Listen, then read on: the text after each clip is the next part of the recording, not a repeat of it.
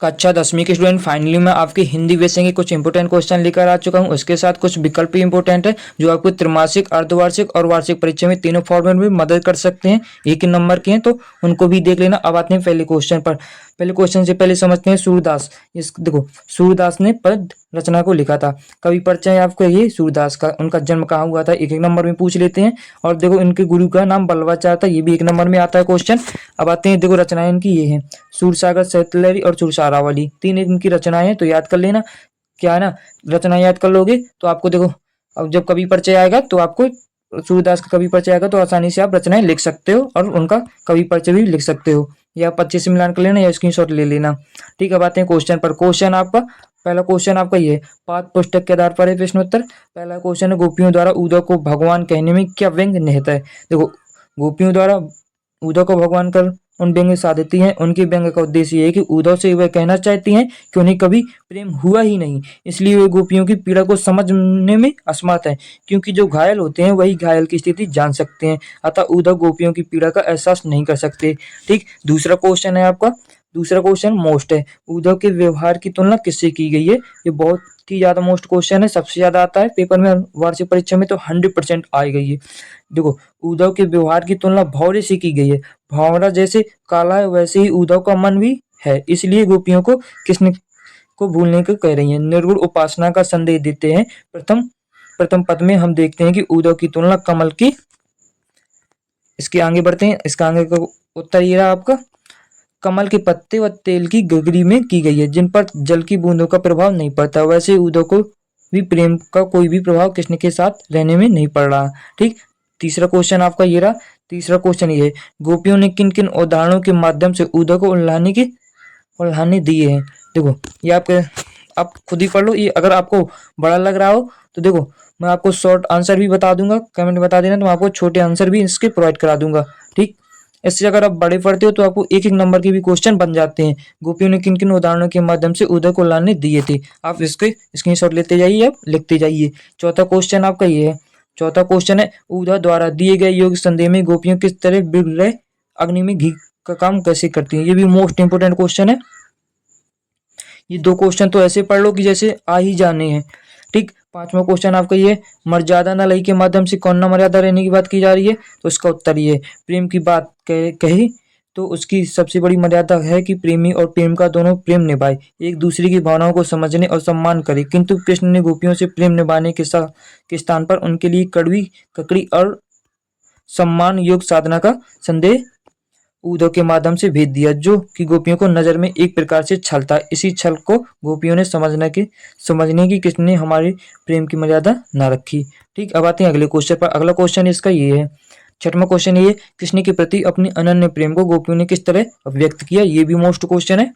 कृष्ण के प्रति गोपियों ने अनन्य प्रेम निम्न प्रकार से व्यक्त किए। पहला, जागते सोते दिन रात में कृष्ण को ध्यान में रखते, जैसे हारिल पक्षी एक लकड़ी को पकड़ता है उसी प्रकार से वे कृष्ण को पकड़ी।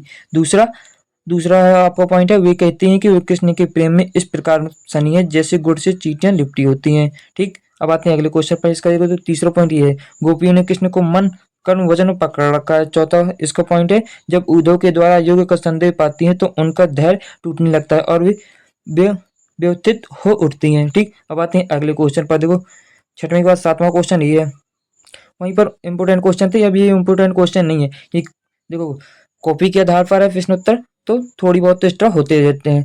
सातवां क्वेश्चन है, गोपियों ने उद्धव को योग शिक्षा कैसे लोगों को देने की बात कही है। सातवां, गोपियां उद्धव से वैसे लोगों को योग संदेश देने की कहती है जिनका मन स्थिर नहीं है, जिनका मन चक्री की तरह घूमता है या चक्री की तरह मन कृष्ण को बताया गया है, अतः यह संदेश कृष्ण को ही पहुंचा देने की बात कही गई है। ठीक, सातवां के बाद आठवां क्वेश्चन है, ये इंपोर्टेंट क्वेश्चन नहीं है, इसे पढ़ो या ना पढ़ो। ठीक, लेकिन आप ज़्यादा अगर टॉप करना चाहते हो, 90% बनाना चाहते हो, तो इनको भी थोड़ा बहुत ध्यान दिया करो। ठीक, आठवीं के बाद नौवां क्वेश्चन ये, नौवां क्वेश्चन है, गोपियों के अनुसार राजा का धर्म क्या होना चाहिए। देखो, गोपियों के अनुसार राजा का धर्म प्रजा की रक्षा करना है। एक राजा अपनी प्रजा की सभी समस्याओं से अवगत होता है, उसका पालक और रक्षक भी होता है। 10वां क्वेश्चन है, गोपियों को कृष्ण ने ऐसे कौन से परिवर्तन दिखाई दिए जिनके कारण वे मन वापस पा लेने की बात कहती है। उत्तर है, अब गोपियों ने, इसका उत्तर ये रहा, इसका उत्तर ये है, अब गोपियों ने कृष्ण के स्वभाव में निम्न प्रकार के परिवर्तन देखें। पहला है, अब वे भोले कान्हा नहीं रहे बल्कि राजा कृष्ण हो गए। दूसरा क्वेश्चन है, राजा बनते ही राजनीति में कुशलता आ गई। तीसरा पॉइंट है आपका, अभी तक प्रेम बांटने वाले सबके लल्ला कृष्ण अब योग संदेह बांटने लगे। चौथा क्वेश्चन को चौथा पॉइंट है, पांचवा आपका, इस तरह राजधर्म की अपेक्षा में भी हो रही है। ठीक, अब आते हैं अगले क्वेश्चन पर। अगला क्वेश्चन आपका 11वां क्वेश्चन ये रहा। 11वां क्वेश्चन है आपका ये रहा, ये भी इंपोर्टेंट क्वेश्चन नहीं है। ठीक, मैं जो बता दूंगा कि कौन इंपोर्टेंट क्वेश्चन है कौन नहीं है। अब आते हैं 12वें क्वेश्चन पर। 12वां क्वेश्चन आपको ये रहा, संकलित पदों को ध्यान में रखते हुए, ये भी मोस्ट इंपोर्टेंट क्वेश्चन नहीं है। ठीक, अब आते हैं अगले क्वेश्चन पर। अब आते हैं विकल्प पर। देखो कुछ एक एक नंबर के जैसे क्वेश्चन पूछ लेते हैं। जैसे ये है, सूरदास का जन्म कब हुआ था? तो 1478 में हुआ था। उनके गुरु का क्या नाम था? वल्लभाचार्य थे। तीसरा क्वेश्चन है, उनकी मृत्यु कब हुई थी? 1583 सन में हुई थी। ठीक, चौथा क्वेश्चन है, उनकी काव्य की भाषा कैसी है? ब्रज भाषा है। पांचवा है, उनकी काव्य में किन रसों का निखरा हुआ है?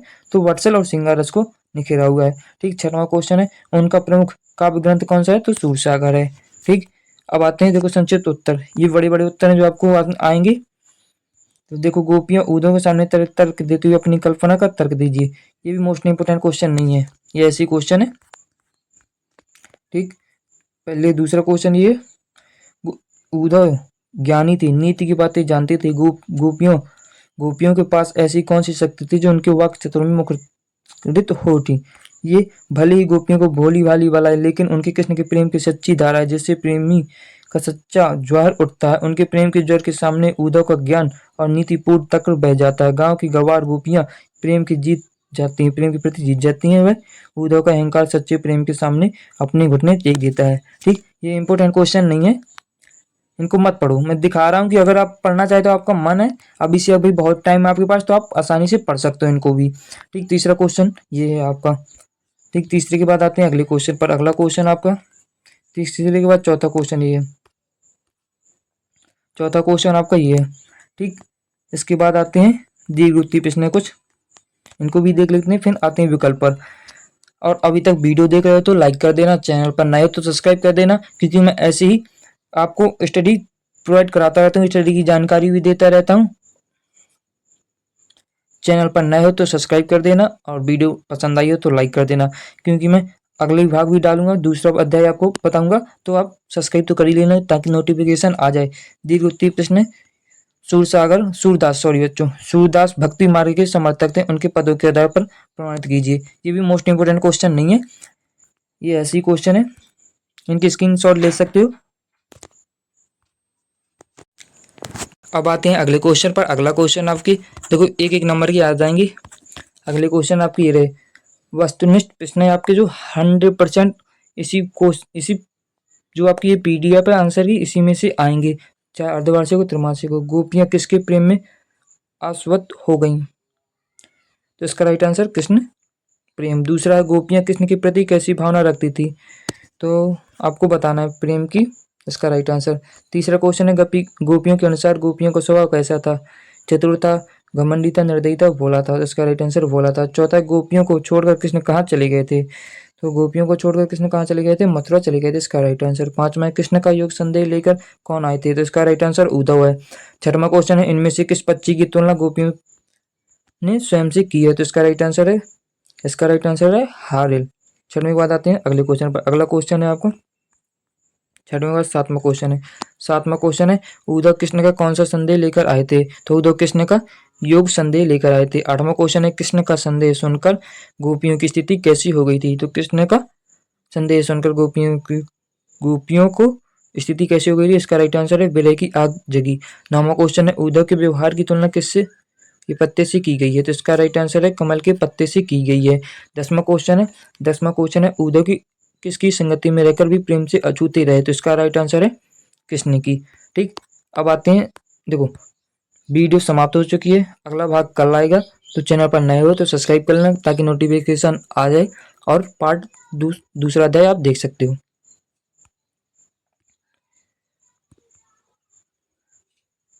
चैनल पर नए हो तो सब्सक्राइब कर लेना, वीडियो अच्छी लगी तो लाइक कर देना। अब मिलते हैं कल अगले अध्याय के साथ, तब तक के लिए ऑल द बेस्ट ऑफ जय हिंद।